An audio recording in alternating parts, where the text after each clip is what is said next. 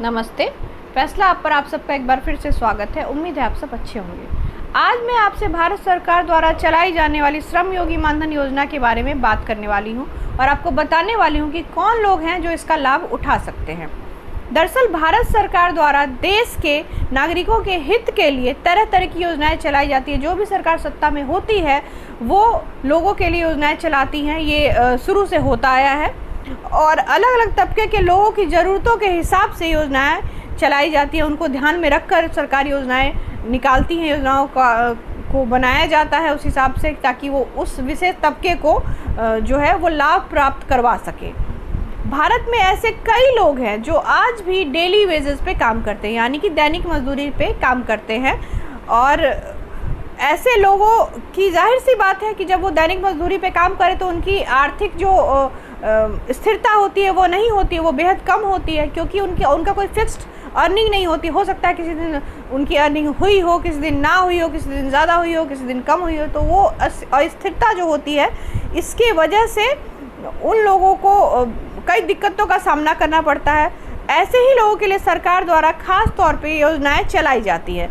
इन्हीं योजनाओं में से एक योजना है प्रधानमंत्री श्रम योगी मानधन योजना, जिसकी शुरुआत साल 2019 में पीएम मोदी ने की थी। इस योजना की खासियत ये है कि इस योजना के तहत लाभार्थियों को 60 साल की उम्र के बाद सरकार की ओर से हर महीने 3,000 रुपये की धनराशि दी जाती है। इस योजना के बारे में जानने के बाद जो सबसे पहली बात दिमाग में आती है वो ये है कि आखिर किन लोगों को इस योजना का लाभ मिलेगा। सरकार ने योजना निकाली तो है, पर इसका लाभ कौन से लोग उठा सकते हैं।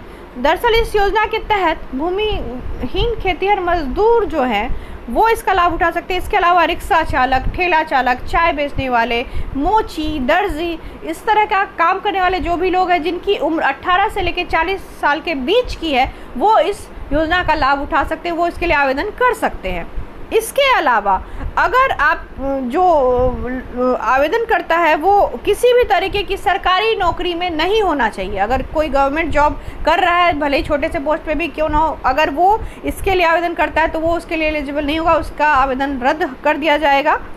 इसके अलावा आवेदनकर्ता जो है उसकी मंथली इनकम 15,000 से ज़्यादा नहीं होनी चाहिए। यानी कि अगर आप भले ही ठेला चलाते हो, आप भले ही खाने का छोटा मोटा ढाबा चलाते हो, कुछ भी करते हो, आप दर्जी ही क्यों ना हो, कुछ भी हो, अगर आपकी मंथली इनकम जो है वो 15,000 से ज़्यादा है तो आपको ये योजना का लाभ नहीं मिलेगा। ये बात सरकार ने क्लियर कर दी है। और इसके लिए कुछ ज़रूरी दस्तावेज आपके पास होने चाहिए, जिनमें आधार कार्ड है, आपके पासबुक की कॉपी है, ये सब चीज़ें हैं जो आपको सबमिट करने होंगे। इसके बाद ही आपको ये योजना का लाभ मिल सकता है। तो अगर आप इसके लिए एलिजिबल हैं, आपके जानने वाले कोई हैं जो इसका लाभ उठाना चाहते हैं पर उनको इसके बारे में जानकारी नहीं है, तो उनके साथ ये वीडियो शेयर कीजिए या फिर उनको इस बारे में बताइए ताकि वो इसका लाभ उठा सके और किसी का भला हो सके इसकी वजह से।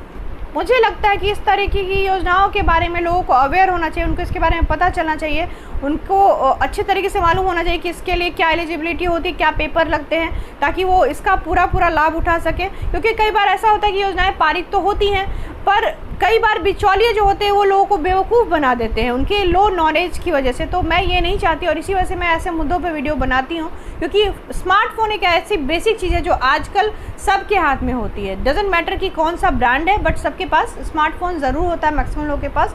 तो इस तरीके से अगर आप मेरी वीडियो शेयर करते हो तो हो सकता है कि किसी की मदद हो जाए, किसी को इस बारे में पता चले। तो इस वजह से मैं ऐसी योजनाओं के बारे में लोगों को अवगत कराने की कोशिश करती हूँ। तो आशा है कि मेरा ये वीडियो बनाने का जो उद्देश्य है वो कुछ हद तक पूरा हुआ होगा।